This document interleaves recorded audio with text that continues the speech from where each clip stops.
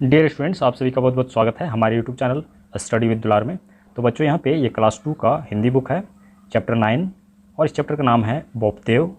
इस चैप्टर को हम पढ़ेंगे इस वीडियो में, और इसका जितने भी क्वेश्चंस दिए हुए हैं उन सबको सॉल्व करेंगे। हम पहली कक्षा में पाणिनि की कहानी पढ़ चुके हैं। पाणिनि की हथेली में विद्या की रेखा नहीं थी। पाणिनि ने अपनी मेहनत से रेखा बना ली, कर्म से रेखा को बदल डाला, संसार का बहुत बड़ा विद्वान बना। इसी प्रकार बोपदेव की कहानी है। यहाँ पे बतला रहा है कि क्लास 1 में ही हम लोग पढ़ चुके हैं पाणिनि के बारे में, और उसके हाथ में विद्या की रेखा नहीं थी, ऐसा उसके गुरुजी ने बतलाया था। तो उन्होंने अपनी मेहनत से हाथ में विद्या की रेखा बना ली थी, अपनी किस्मत को मेहनत से बदल लिया था। इसी प्रकार बोपदेव की कहानी है। बालक बोपदेव पढ़ने में बहुत कमज़ोर थे। उन्हें पढ़ना और लिखना नहीं आता था। केवल पाठशाला आते रहे, गुरुजी पढ़ाते रहे। उनकी बुद्धि मंद थी, कुछ समझ नहीं पाते थे। गुरुजी ऊबने लगे। उसके सहपाठी उस पर हंसने लगे, उसे वरदराज, बैलों का राजा कहने लगे। उन्हें मन ही मन रोना आता था। कई वर्ष बीत गए, वे वर्णमाला भी ना सीख सके। पुस्तक पढ़ना तो दूर की बात थी। गुरुजी उनसे पूरी तरह निराश हो गए। एक दिन कह दिया, बोपदेव घर लौट जाओ, पाठशाला में रहकर क्या करोगे। इस तरह से बोपदेव की कहानी है।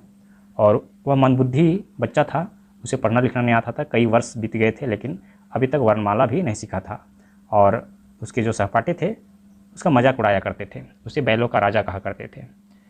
उसे इन सब चीज़ को देखकर उसे रोना आ रहा था, लेकिन वो करे तो करे क्या। अंततः उसके गुरुजी एक दिन बोल देते हैं कि तुम यहाँ विद्यालय में रहकर क्या करोगे, तुम तो कुछ सीख नहीं रहे हो, इसीलिए तुम वापस घर चले जाओ। बोपदेव शीश झुका कर खड़ा रहा। गुरुजी ने फिर कहा, पत्थर पर दुब उग सकती है, पर तुम्हारे माथे में क ख ग घ नहीं अट सकते। घर पर जाकर खेत में हल चलाओ, 2 मुट्ठी अन्न उपजा लोगे, पेट का प्रबंध हो जाएगा। इस तरह से गुरुजी उसको कह रहे हैं कि अगर पढ़ाई नहीं कर पाओगे तो घर में जाकर थोड़ी बहुत काम भी कर लोगे तो कम से कम पेट का प्रबंध तो हो जाएगा। इसीलिए उसे घर लौट जाने के लिए कहा। बोपदेव घर लौट चला। मन में बड़ी बेचैनी थी। वह सोच रहा था कि यहाँ सभी उस पर हंस चुके हैं, अपने गाँव में भी सभी हंसेंगे, दिन में सूरज भगवान हंसेंगे और रात में चंदा मामा। इस तरह से वो बहुत भारी मन से घर की ओर लौट रहा था, सोचते हुए। फिर आगे क्या होता है। रास्ते में प्यास लगी। वह एक गांव के पास कुएं पर आया। वहां स्त्रियां पानी भर रही थी। वह आकर खड़ा हो गया, पानी भरना देखने लगा। उसने देखा कि कुएं की जगत पर रस्सी की रगड़ से निशान बन गए थे। पत्थर भी रस्सी की रगड़ से घिस गया था।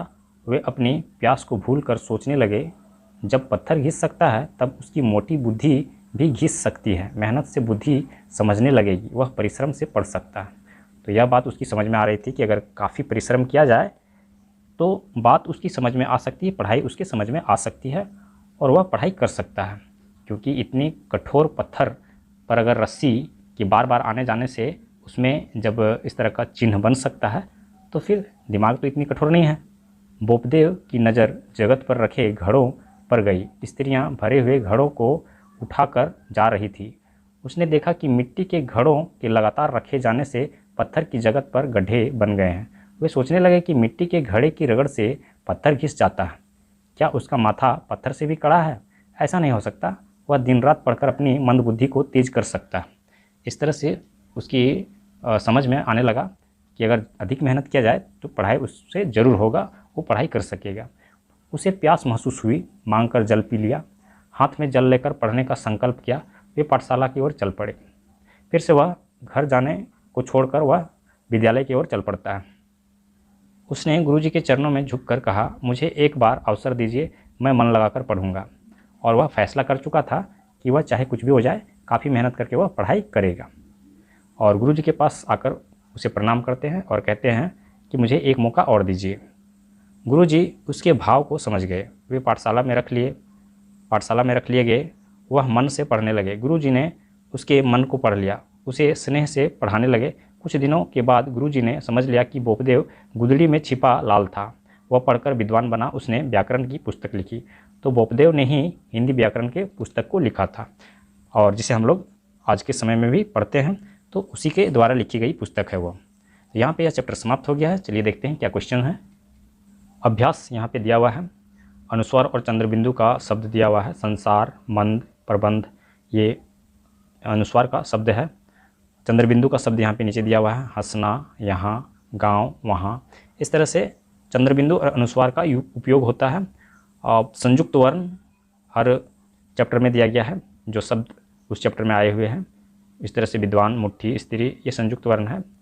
शब्दों के अर्थ, शब्दार्थ यहाँ पे दिया हुआ है। मुहावरे कुछ उपयोग हुआ है चैप्टर में, उसको दिया हुआ है। पत्थर पर दुब उगाना, कठिनतम काम हो जाना, पेट का प्रबंध होना, भोजन का प्रबंध हो जाना, गुदड़ी में लाल, गुदड़ी में छिपा लाल मतलब साधारण लोगों में गुनी का मिलना। इस तरह से ये मुहावरे दिया हुआ है। और आगे देखते हैं, यहाँ पे अलग अलग शब्द दिया हुआ है। तत्सम शब्द, तद्भव, देशज, विदेशज, इस चैप्टर में जो उपयोग हुआ है। और क्वेश्चन नंबर 6, निम्नलिखित प्रश्नों के उत्तर दें, जो इस चैप्टर का मुख्य क्वेश्चन है। और इसमें कई क्वेश्चन दिया हुआ है, 8 क्वेश्चन है यहाँ पे। और यहाँ पे दिया हुआ है भरने के लिए, निम्न पंक्तियाँ पूरी करें। पाणिनि ने मेहनत से डैश बना ली, तो विद्या रेखा बना ली। तो इसको हम आगे आपको भर कर दे देते हैं। तो चलिए इसमें जितने क्वेश्चन हैं उन सबको सॉल्व करते हैं। यह है चैप्टर 9 का क्वेश्चन आंसर। बोपदेव कैसा विद्यार्थी था? बोपदेव एक मंदबुद्धि विद्यार्थी था। गुरुजी ने उसे घर लौट जाने को क्यों कहा? कई वर्ष बीत गए, बोपदेव वर्णमाला भी न सीख सका, अतः गुरुजी ने निराश होकर उसे घर लौट जाने को कहा। बोपदेव ने रास्ते में क्या सोचा? बोपदेव ने रास्ते में सोचा कि यहाँ सभी उस पर हंस चुके हैं, अपने गांव में भी सभी हंसेंगे। दिन में सूरज भगवान हंसेंगे और रात में चंदा मामा। कुएं के पास रुककर क्या देखा? उसने देखा कि कुएं की जगत पर रस्सी की रगड़ से निशान बन गए थे। पत्थर भी रस्सी की रगड़ से घिस गया था। उस पर क्या असर हुआ? वह सोचने लगा कि जब पत्थर घिस सकता है, तब परिश्रम से उसकी मोटी बुद्धि भी घिस सकती है। वह परिश्रम से पढ़ सकता है। उसने क्या निर्णय किया? उसने हाथ में जल लेकर पढ़ने का निर्णय किया। गुरुजी ने उसे पढ़ते देखकर क्या कहा? गुरुजी ने उसे पढ़ते देखकर कहा कि बोपदेव गुदड़ी में छिपा लाल था। तुम अपने बारे में क्या सोच रहे हो? मैं भी खूब मेहनत करके पढ़ूंगा और अपने माता पिता का नाम रोशन करूंगा। क्वेश्चन नंबर 7, जहाँ पे निम्न पंक्तियाँ पूरी करने के लिए कहा गया है। तो इसमें इसका डायरेक्ट आंसर दिया हुआ है, रेखा, बोपदेव, शीश झुका, बोपदेव, व्याकरण। और यहाँ पे यह चैप्टर पूरी तरह समाप्त हो गया है। अगर हमारा वीडियो आप लोग के लिए हेल्पफुल होता है तो आप हमारे वीडियो को लाइक कीजिए, हमारे चैनल को सब्सक्राइब करके अपने दोस्तों के साथ शेयर कीजिए। और इसके अगले चैप्टर को पढ़ने के लिए हम लोग नेक्स्ट वीडियो पे चलेंगे।